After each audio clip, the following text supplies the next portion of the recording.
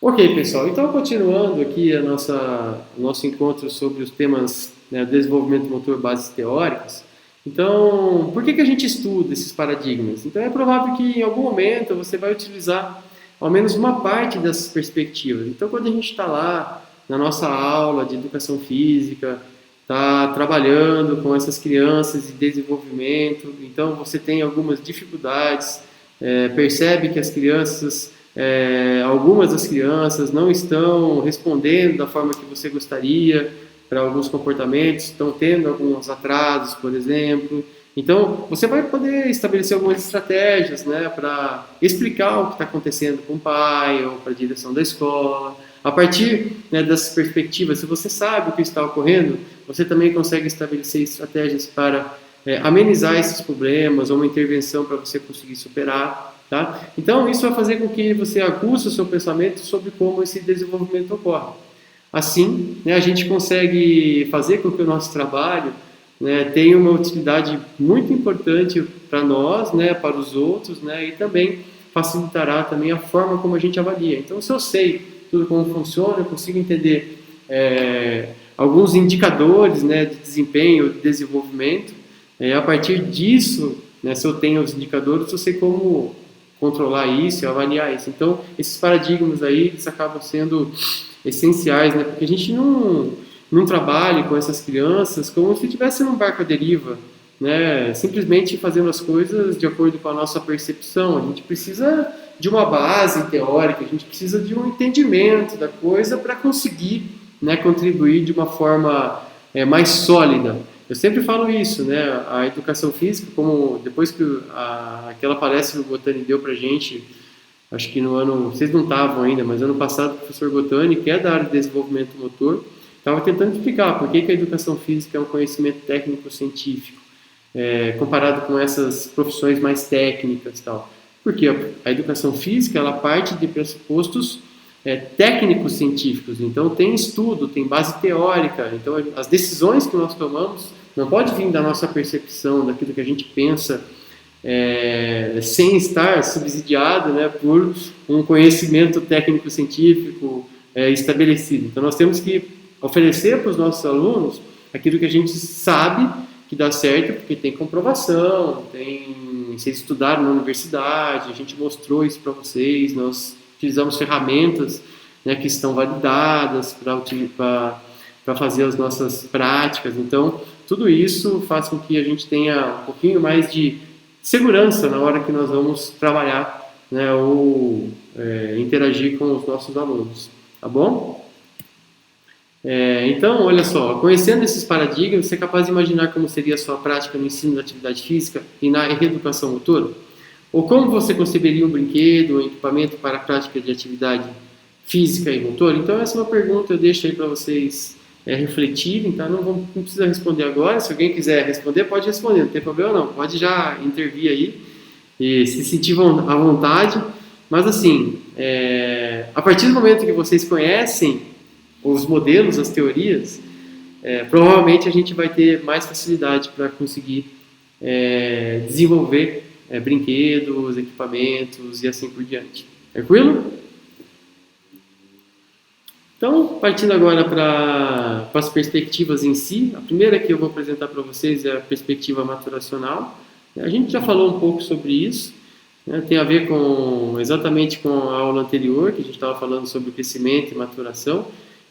Se vocês lembram o que é maturação, né? Que é o processo de mudança na função e estrutura dos sistemas e dos órgãos, né? Então, por exemplo, eu falei para vocês sobre o processo maturacional do sistema nervoso central, que ele vai evoluindo ele vai se desenvolvendo ao longo do tempo, desde do momento que vamos falar só do período pós-natal, desde o momento que a criança nasce até 10 anos, tem um período ouro aí de desenvolvimento com muita plasticidade, então ele vai amadurecendo, vai se desenvolvendo, vai criando novas conexões neurais e ele vai se tornando cada vez mais perspicaz, efetivo, melhor, né, para que a gente consiga exercer as funções do dia a dia. Então, mas estamos falando aqui do sistema nervoso central, mas poderia estar falando do sistema muscular, que ele vai amadurecendo, ou o sistema ósseo, né? Então envolve toda essa questão hormonal também. Então aqui na perspectiva maturacional, esses pesquisadores aí, principalmente os primeiros pesquisadores, a partir da década de 20, por exemplo, lá de 1920 a 1950, o que eles faziam? Eles tinham a ideia que todas as mudanças que ocorriam no nosso corpo não tinha muito a ver com o ambiente, era algo determinado pela genética e a hereditariedade. Então, eles que seriam os responsáveis principais do desenvolvimento motor, sendo que o ambiente quase que não teria nenhuma influência, né? Então, nós tivemos aí na perspectiva maturacional esses autores como os principais, que eram o Gessel e a McGraw, e tivemos dois períodos, né? O período normativo descritivo, que a ênfase era exatamente no produto, ou seja, a gente observava o que mudava, né? Qual o resultado do desenvolvimento, o que a criança conseguia fazer em determinados momentos, quando que ela começa a andar, quando que ela começa a saltar, quando que ela consegue rebater. Então, tudo isso foi colocado e verificado. Então, se vocês pegarem aqueles marcos motores lá que a gente tem, que a gente vai aprender também na próxima aula, é tudo dessa época aí. Então, a gente sabe, entre 3 meses e 5 meses a criança começa a se arrastar. Entre 6 e 8 meses, estou chutando aqui, tá? Ela começa a engatinhar. Entre 9 meses e 1 ano e 3 meses ela começa a andar. E assim vai. Então, todos esses marcos motores, eles eram dessa época aí, que tinha o período normativo descritivo da ênfase do produto. Tá? E depois, no segundo momento, veio o período descritivo biomecânico, que a ênfase era no processo. O que é isso? Aí sim, eles iam estudar a forma como essas crianças executavam alguns padrões motores. Então, como que ela anda no começo do aprendizado, do desenvolvimento do andar. E depois que ela já está mais amadurecida, está um pouquinho mais velha. Então, com 1 ano ela anda de uma forma, a hora que ela já tiver com 3 anos ela vai andar de qual forma, e a hora que ela tiver com 6, 10, e adulta, como que ela anda. Então, vai vendo como esse processo biomecânico ocorre, descrevendo mesmo, nesse momento a postura dos pés está mais aberta no começo, no andar, depois ele vai ficando mais alinhado com o ombro, vai apontando mais para frente, porque a criança já vai desenvolvendo mais o equilíbrio, então vai mudando assim esses processos, né, biomecânicos para a criança conseguir executar um comportamento motor ou uma habilidade motor, tá bom? Depois, né, temos aí a perspectiva comportamentalista, né, que tem como base principal a teoria do processamento de informação, que tem lá a base anterior, né, que é a psicologia do comportamento, vem da área da psicologia, né, porque o que acontecia? No começo da nossa vida, a gente não consegue dar muitas respostas.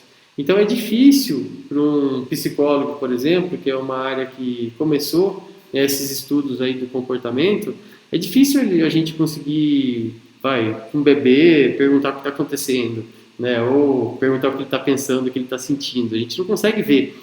O que a gente consegue ver ao longo do desenvolvimento, no começo da vida da criança, até mais ou menos 2 anos, 3 anos? A gente consegue ver os movimentos que elas fazem. Então, os psicólogos, eles estudavam, né, o desenvolvimento humano a partir do comportamento que ela apresentava. Então, essa área aí comportamentalista tem como base, né, exatamente a psicologia comportamental. Depois, os pesquisadores preocupados com o movimento dentro da área de educação física se apropriaram desses fundamentos aí da perspectiva comportamentalista, tá? Para entender também os processos do desenvolvimento motor. Então, olha só, o desenvolvimento motor aí, ele é descrito em termos de operações análogas ao do computador, tá? Que ele recebe um estímulo, esse estímulo é processado dentro do sistema nervoso central e depois, após esse processamento, né, é emitida uma resposta, tá? Então, a gente tem controle do quê? A gente não consegue ver o que está acontecendo dentro, né, do organismo, né? O processamento ficaria mais ou menos uma bola, uma caixa preta, o que está acontecendo lá, a gente não consegue ver, mas a partir dos diferentes estímulos eles conseguiam ver que as respostas eram também diferentes. Então eles começavam a entender o comportamento a partir, né, dos diferentes estímulos e das diferentes respostas que eram retornadas, né, desses estímulos. Então aqui os principais pesquisadores são Richard Schmidt, Stephen Keel, Michael Posner, né, são vários autores aí que na década de 60 a 80, 90 publicaram bastante dentro da área de comportamento motor, desenvolvimento motor, se fundamentando, né, pela teoria do processamento de informação. Então, se preocupa aí com questões de atenção, memória, né, a retroalimentação, o feedback que é dado para a criança em diferentes faixas etárias e assim por diante, tá? Então, aqui é só um modelinho do processamento de informação, aqui é a teoria do esquema de Schmidt e Wisber, de 2001, tá? Então, se vocês observarem aqui, que nós temos aqui uma meta, né, que deve ser desenvolvida, então, um objetivo que a criança tem. Então, o que entra aqui? Então, vai entrar, a entrada aqui é um estímulo que está entrando aqui, então, digamos que você tem uma bola chegando, tá? Aí essa bola chegou aqui como estímulo, então o sistema perceptivo nosso foi lá, viu, opa, tem uma bola chegando, que ele vai tentar identificar esse estímulo. Como que é essa bola? Essa bola é uma bola, lembra da aula anterior? É uma bola de boliche ou uma bola de futebol? Se for uma bola de boliche, eu vou precisar selecionar uma resposta. Opa, uma bola de boliche, o que eu vou fazer? Sai correndo, né? A programação de resposta que ela faz, ela vai organizar todo o sistema músculo-esquelético para sair correndo. Agora, opa, identificou o estímulo, não é uma bola de boliche, é uma bola de futebol. Qual que é a resposta? Opa, vou chutar. Então, ao invés de virar de costas, sair correndo, o que eu vou fazer? Vou organizar todo o meu corpo, programação da resposta.